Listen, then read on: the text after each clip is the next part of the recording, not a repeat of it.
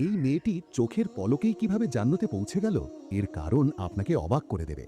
সেহরির পর আয়েশার একটু ঘুম চলে আসে, আর সেই মুহূর্তেই তার রূহ এমন এক সফর শুরু করে যার প্রতিশ্রুতি আল্লাহ কুরআনে দিয়েছেন। সে নিজেকে এমন এক বাগানে দাঁড়িয়ে থাকতে দেখল যেখানে চারদিকে শুধু নূর আর নূর। মাটির ভেতর থেকে কস্তুরীর সুগন্ধ আসছিল, সাদা দুধের নদী বয়ে চলছিল, আর প্রতিটি গাছে এমন সব ফল ছিল যার স্বাদ দুনিয়ায় কখনো পাওয়া যায়নি।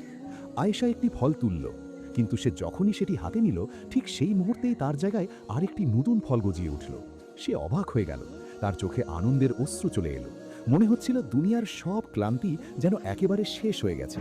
সে মুক্তোর তৈরি এক উঁচু সিংহাসনে বসে কাঁদতে কাঁদতে বলল, হে আল্লাহ, এগুলো কি সব আমার জন্য?